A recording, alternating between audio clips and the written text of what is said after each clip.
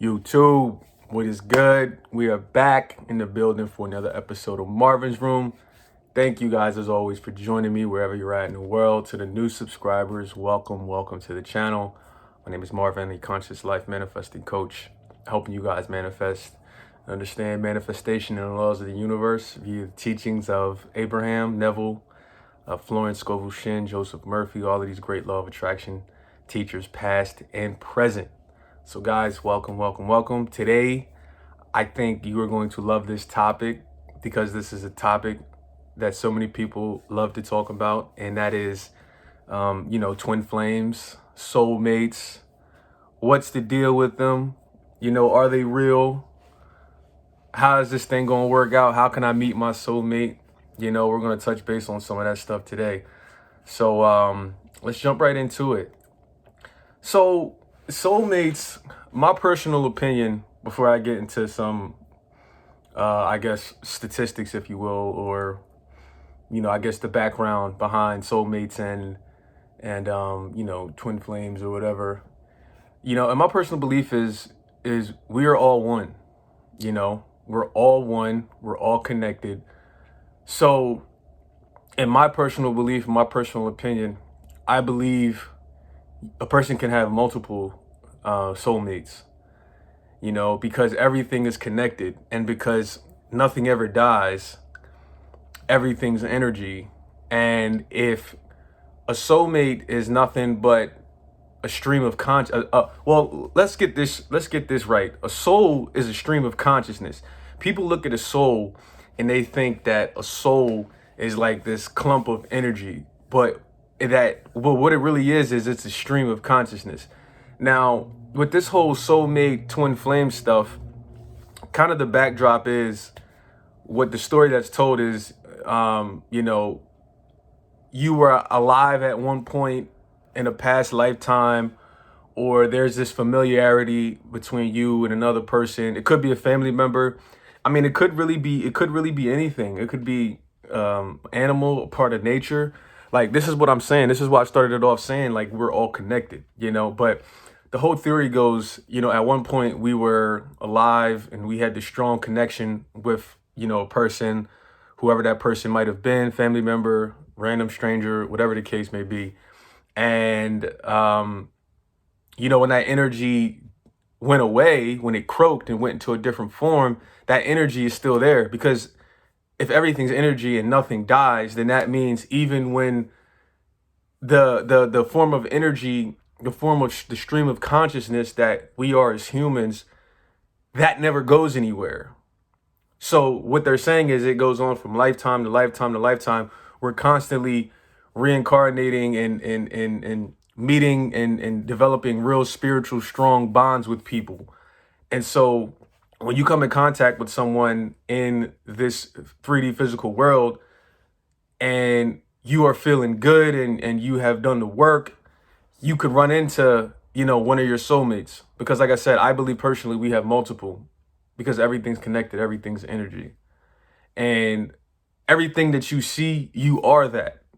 I am this room that I'm in right now. I am this phone. I am the phone that I'm recording on.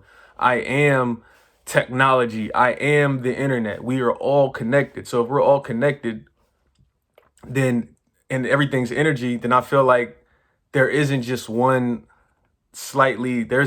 person meant for you, But in this soulmate stuff, it can be broken down into two different topics, because you have what's known as destiny believers, and then you have what's known as growth believers.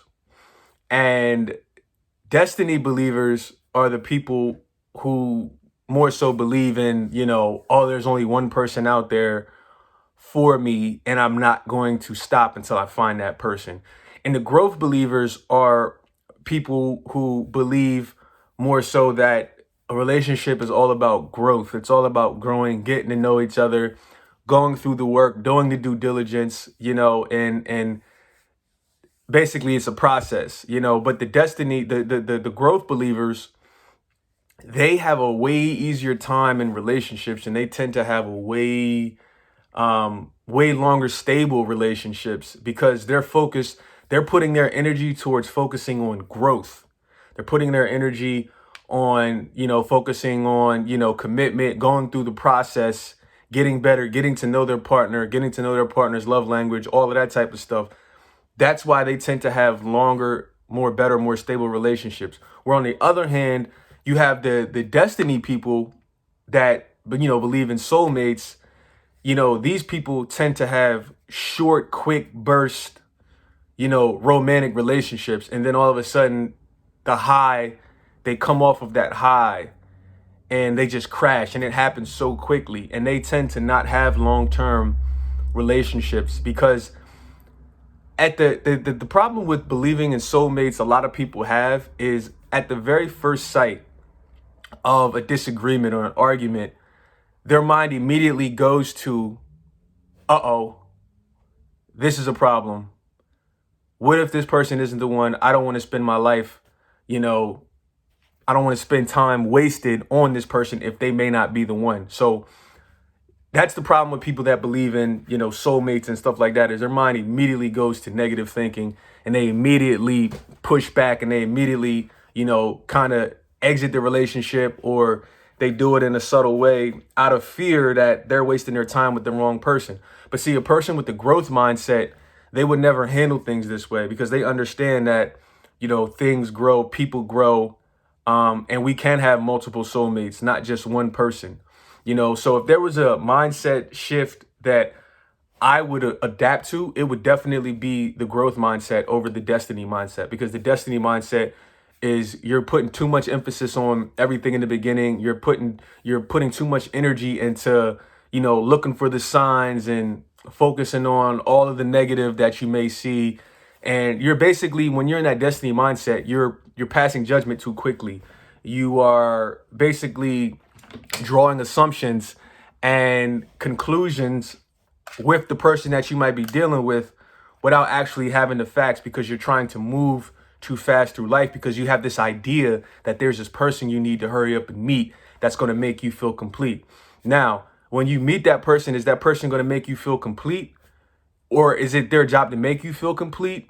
No. It's not that you're incomplete without that person. It's that when that person shows up, they make you feel more complete and they make you feel more at home. They make you feel more oneness because they make you feel like they're connected to them, because you guys are looking at each other and you see yourself in them, and you are basically saluting the divinity in them and they are saluting the divinity in you, but you can't really salute the divinity in another person until you salute the divinity into yourself. And you can't really run into your soulmate, twin flame, until you actually do the work on yourself, right? So, like I said, I would go more so on the growth side than to be the destiny side, because that's causing too much anxiety and friction in the relationship early on, because you're always constantly looking for signs, looking for the flags, or, the slightest thing, which could be nothing, and then you'll end the relationship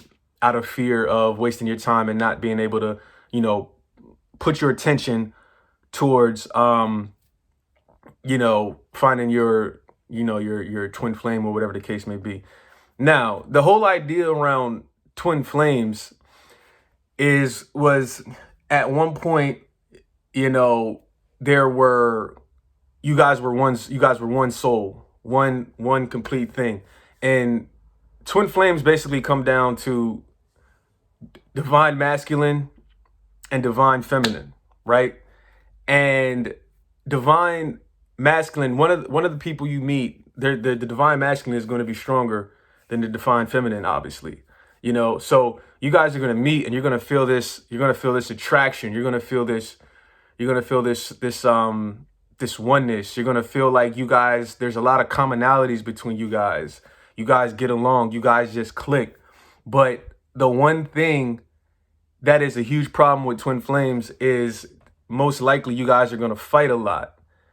And the reason you guys are going to fight a lot is because you guys are mirroring each other. So you're looking at your partner and you are always going to call your partner out on their shit. And they're probably always going to call you out on your shit. if you guys aren't spiritually developed. And so this is something you have to be aware of with twin flames, and why twin flames a lot of times don't work out is because you can meet your twin flame at a time where neither one of you guys are developed. Neither one of you guys are where you're supposed to be on your spiritual journey, and that's why you guys are going to fight all the time. Like, there's going to be this undeniable attraction, but there's also going to be, some truculence. There's going to be arguments and fights. And again, like I said, that's because you guys are mirroring each other. You are that person is you. They know you. They know how to press your buttons because they have those faults in them as well. And they're looking at them in you so they can see and they know. And that's why those disagreements happen. Now, the way to make a twin flame relationship work is you and your partner, whoever your twin flame is, you and them both have to be on a separate path, journey to self-love. It's a must. You must be on your own separate path of falling in love with yourself. Because two people that are whole and complete by themselves, when they come together, it can create what some people like to say power couple. Twin flames. People, for instance, maybe like a Jay-Z and Beyonce. They could very well be, and I don't know. I'm not saying they are, but this is what happens when twin flames get together. Is twin flames get together and they become so powerful because oftentimes people that are twin flames, they have a very similar purpose in life.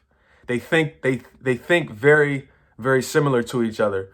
So when they come together and they've already done the work on themselves, it's like you just have this powerful force that is going to contribute to one big main goal, which whatever both of their purposes may be. You know what I'm saying? So that is the way to make, those types of twin flame relationships work. And like I said, that you have to do the work on yourself. You have to do the work on yourself. You have to fall in love with yourself. Because if you don't do the work on yourself, 9 times out of 10, you're probably going to miss out on, multiple, twin flames or soulmates, because your awareness is not there. You're not up. There's a saying that people always say. They're like, you probably already have met your soulmate. You probably already, did meet whoever that person may be, but you weren't paying attention or you were out of whack. Your awareness wasn't at where it needed to be. You're not healed. You haven't healed. You haven't, done the self-love. You haven't fallen in love with yourself. You don't know that you're worthy. So when that person shows up, you probably didn't even realize that could have been your soulmate, or you knew something, you felt something, but you weren't quite sure what it was because you weren't as intuitive as you are now. Or you might have just pushed that person away over a very stupid argument, or whatever the case may be. Like I said, if you were in that destiny column where you believe, oh, there's only one person, we're destined to be together, that's it, there's nothing else. You know what I mean? All of these things can play a different role, a different factor in, getting a soulmate or a twin flame. You know what I'm saying? But and it's kind of weird because I think I'd say around 70, there was a statistic I read, around 73% of people actually do believe in soulmates, and 74% of men actually believe in soulmates compared to 71% of women actually believe in soulmates. So I thought that was shocking that men believe more in soulmates than women. I mean, it's not a big gap, 74% versus 71%, and then obviously as you get older, like for instance, people over the age of 45, they don't believe in soulmates really. And the reason behind that is kind of obvious common sense, because they've been in relationships, they're older, they've been divorced probably multiple times. And so that idea kind of goes out the window. But like I said, on just speaking from, common sense and knowing how everything's connected, me personally, I believe that we are one and that we can have multiple soulmates. Or, twin flame or whatever the case. But